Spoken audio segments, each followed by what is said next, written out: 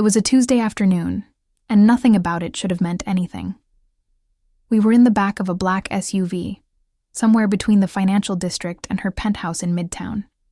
Rain against the windows. The kind of gray day that makes everything look like it's underwater. I had my earpiece in, my jacket pressed, my eyes on every corner the way I was trained to. Professional. Controlled. And then she laughed. It wasn't a big laugh. It wasn't the polished, careful kind of laugh she used in boardrooms and charity galas. It was small. Almost surprised, like it had escaped before she could catch it. She was reading something on her phone. I never found out what. And she pressed her lips together right after, like she was embarrassed by it. I looked away. That was my first mistake. Not because I looked, but because looking away took effort. And I had never needed effort before. If you want to hear uncensored, too hot for YouTube stories, check out my Patreon in the description. I need to go back a little. My name is Reese Callahan. I've been in private security for 8 years. Before that, military. Before that, a small town in Ohio where I learned early on that the fastest way to become invisible is to be the most competent person in the room. People stop seeing you when they're too busy relying on you. That strategy had served me well. I was good at my job. Exceptionally good, if I'm being honest.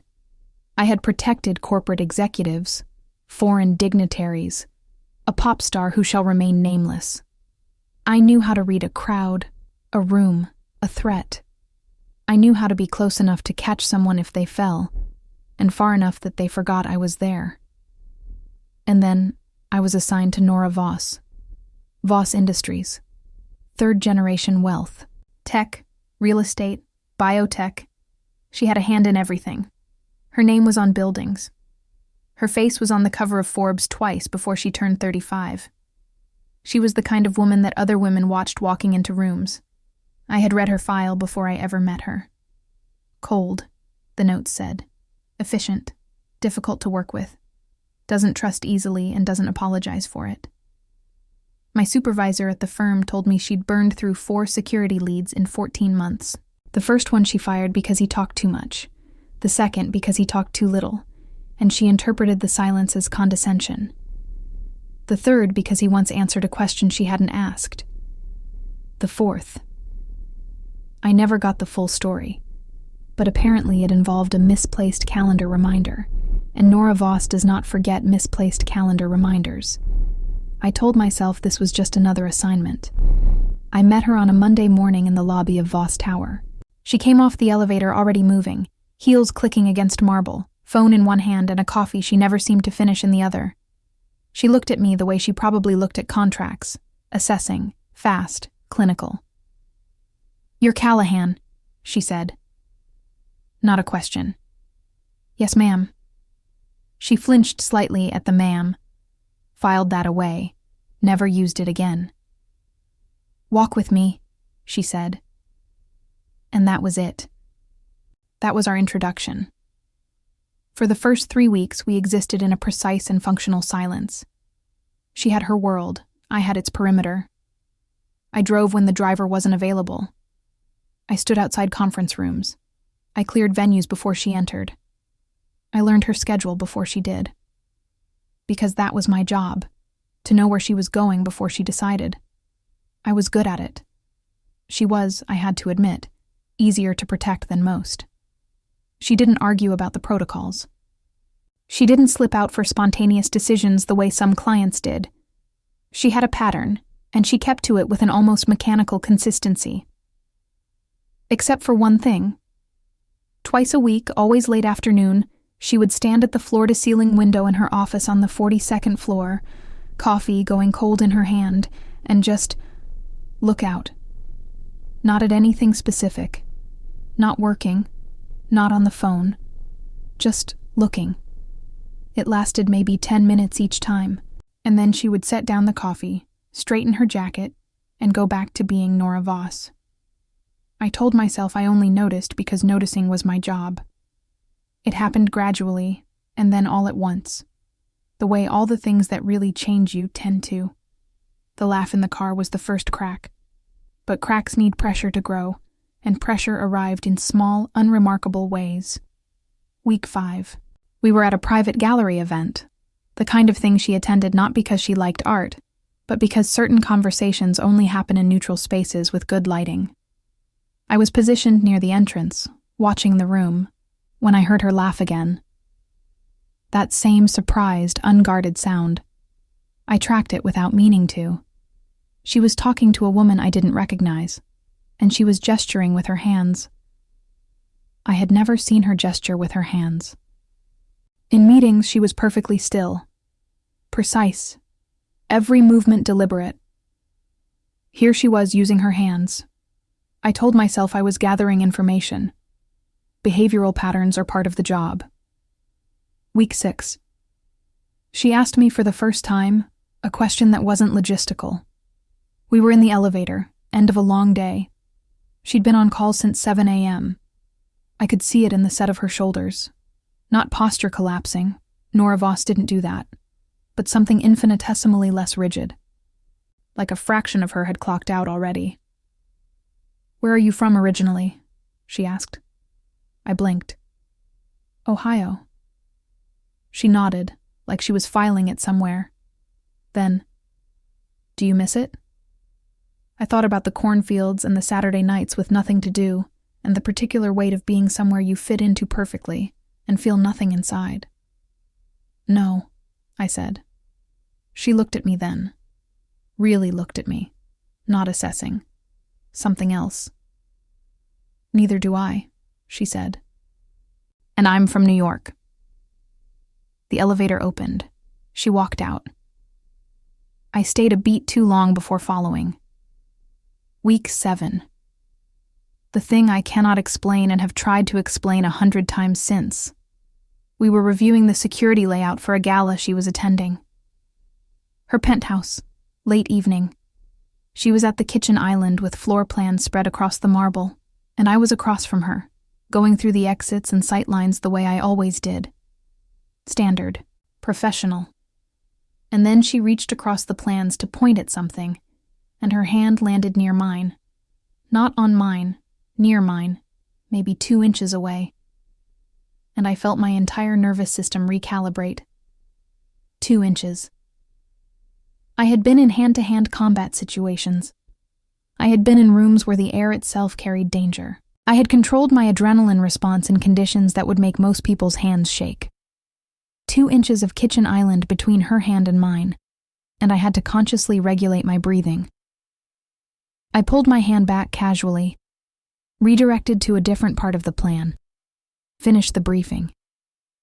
In my car that night, I sat in the parking garage for 11 minutes before I started the engine. I told myself it was stress, long hours, professional pressure. I was tired. I was not tired. I knew exactly what it was, in the way you know things that you're not ready to know yet. It sits in the back of your mind, very still, waiting for you to stop running long enough to look at it. I kept running. Week 8. She called me by my first name for the first time. We were leaving a venue where a protester had gotten closer than I was comfortable with, and I'd moved quickly and efficiently to redirect the situation. And afterward, on the sidewalk, she said, "Thank you, Reese." Not Callahan. Not good work. Reese.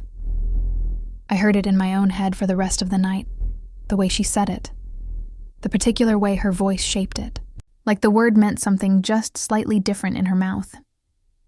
I went home and called my oldest friend from back in Ohio, Maya.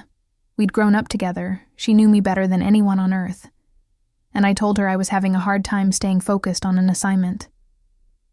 "That's not like you," Maya said. "I know. What's different about this one?" I told her it was just a complicated client situation. High profile, demanding. Maya was quiet for a moment. Then, "Reese, when have you ever been unable to focus?" I didn't answer. "Is it a person?" she asked. "I'm going to go," I said. "Reese. Good night, Maya." I hung up and stared at the ceiling of my apartment for a very long time. Here is what I didn't understand about Nora Voss when I read her file. The file described a woman who didn't trust easily. What it failed to mention was the specific gravity of what it felt like when she started to. It happened by degrees. She began talking to me in the car. Not small talk, not instructions. Actual thoughts, observations, things that weren't meant to be processed or actioned, just said. She told me once, on the way back from a particularly brutal board meeting, that she hated the word synergy. She said it like she was confessing something embarrassing. I told her it was one of the great linguistic crimes of the modern era.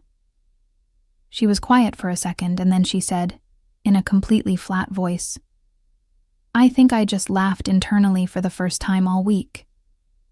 I should not have liked that as much as I did. Another time, we were stuck in traffic on the bridge, 20 minutes of nothing.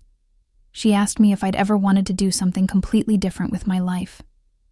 Not do I regret this. She was too precise for that. If I'd ever wanted something else. I thought about it honestly. Sometimes, I said. What? I don't know. Something where I got to stay in one place for a while. She looked out the window.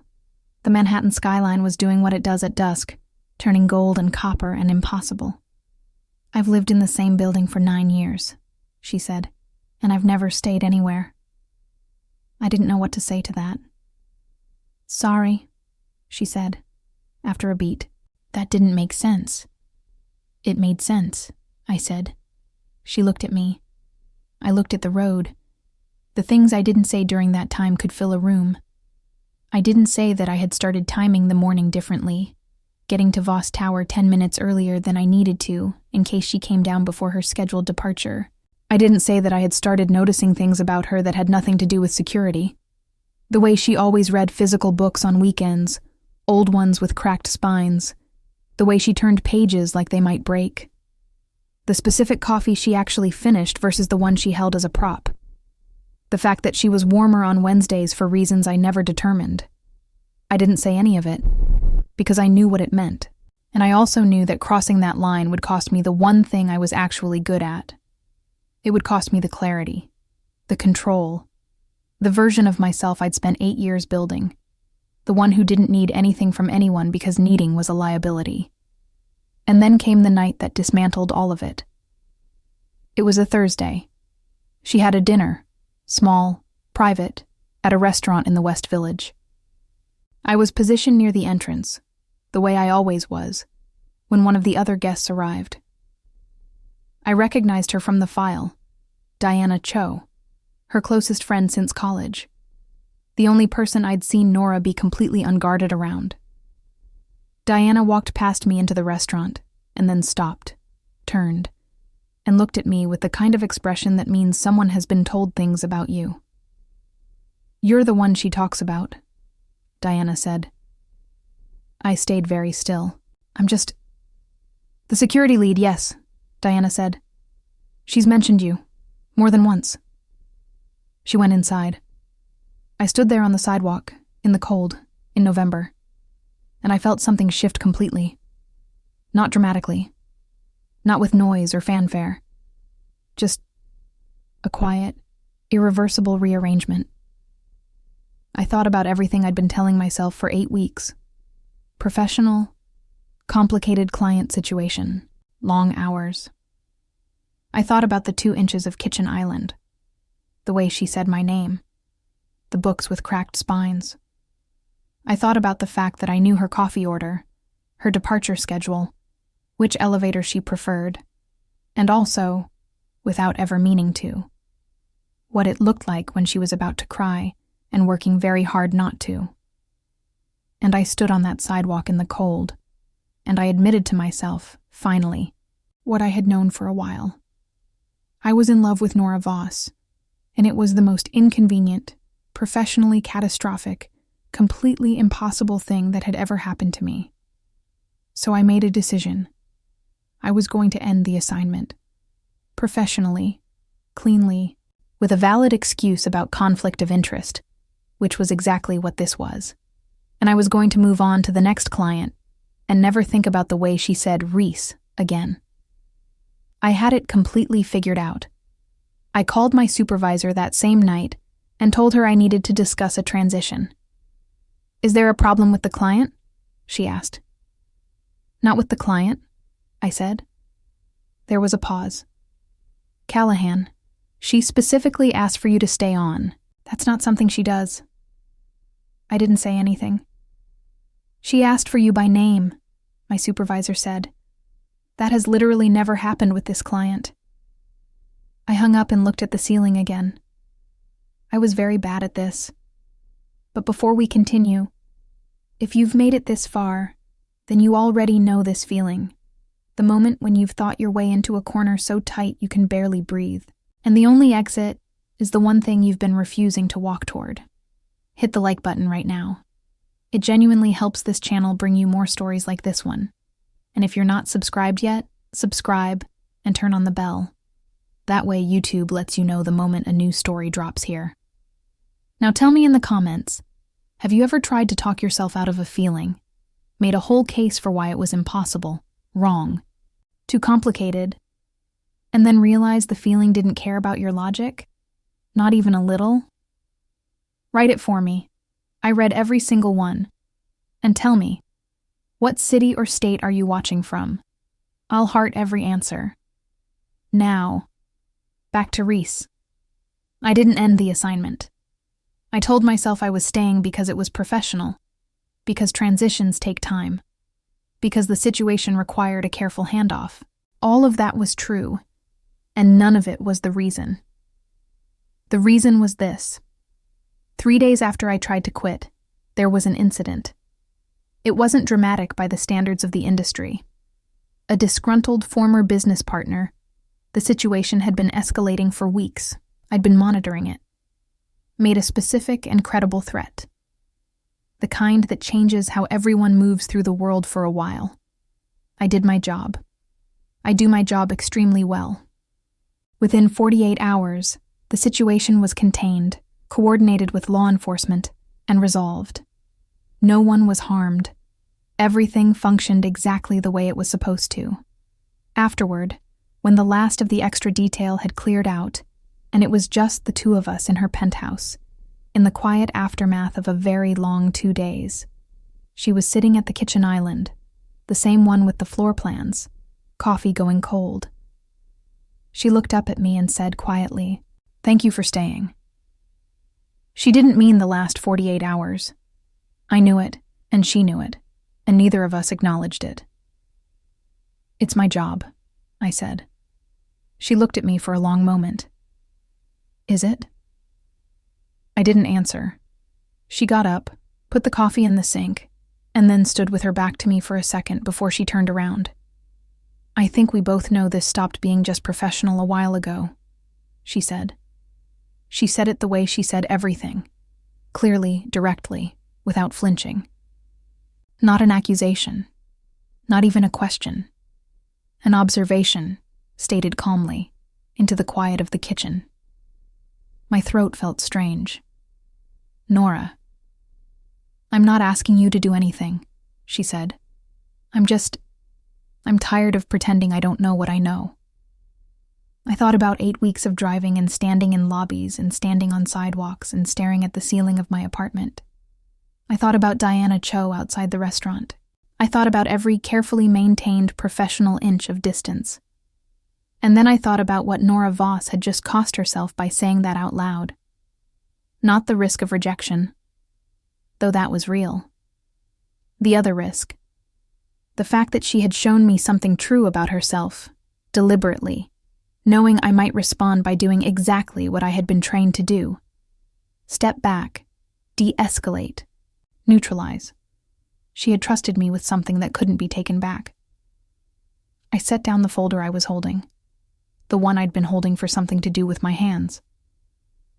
"I tried to end the assignment," I said. "I know," she said. "Lauren told me. I stayed because, Reese," she said my name quietly. Not urgent, just the way she always said it. Like it meant something specifically in her mouth. I stopped talking. She looked at me, and she didn't look away. "I know why you stayed," she said. The kitchen was very quiet. The city outside the windows was doing what New York does at 10 p.m. Everything and nothing at once. And I was standing in the most expensive apartment I'd ever been inside, in the most precisely controlled life I had ever built for myself, and I was falling completely apart. Not dramatically, quietly, irreversibly. "This is a problem," I said. "I know. I can't." I stopped. Started again. "If I do this, I'm not your security lead anymore. You'd need someone new. I'd have to." "I know that too," she said. I looked at her. "You've thought about this." "I've thought about very little else for about 6 weeks," she said, dry and entirely honest. "I have excellent focus in every other area of my life, and apparently this is the exception." I almost laughed. She almost smiled. "The job or this?" I said. Not asking her, telling myself. "That's your choice to make," she said. "Not mine." I stood there with 8 years of professional identity on one side and the most honest thing I'd felt in possibly my entire adult life on the other. And I chose. I called my supervisor the next morning and gave notice on the assignment. I was honest. Not about the specifics, some things are private, but about the conflict of interest. My supervisor was quiet for a moment and then said, "I had a feeling this was coming," in a tone that was neither judgmental nor particularly surprised. She was a good supervisor. They sent someone new by the end of the week. Nora briefed her herself. I know because she texted me that afternoon and said, "She's excellent. You trained her well." And then, after a beat, "Also, she doesn't know what to do with my coffee order. I may have to fire her." I laughed out loud in my car, alone in a parking garage, laughing at a text message. Then I texted back, "Give her 2 weeks." She replied, "I'll give her 1. I have standards." The cost of what I chose was real. Some of it I expected. The professional awkwardness, the industry being small, the raised eyebrow from a colleague who ran into me at a conference 3 months later. Some of it I didn't. The identity adjustment of being someone who wasn't defined entirely by the job. I'd spent 8 years building a version of myself that didn't need anything from anyone. Letting that version retire was quieter and stranger and harder than I'd anticipated. But then there was this.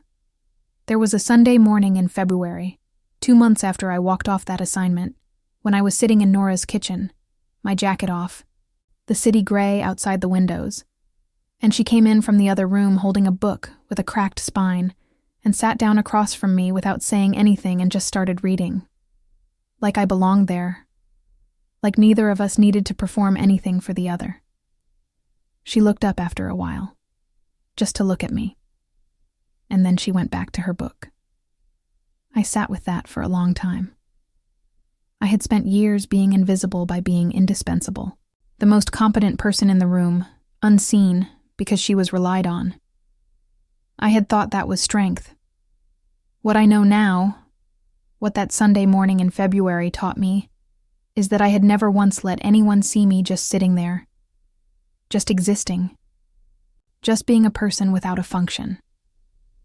Nora Voss, who had burned through 4 security leads in 14 months, looked up from her book just to look at me. And that was everything. It had cost me the version of myself I'd worked hardest to build.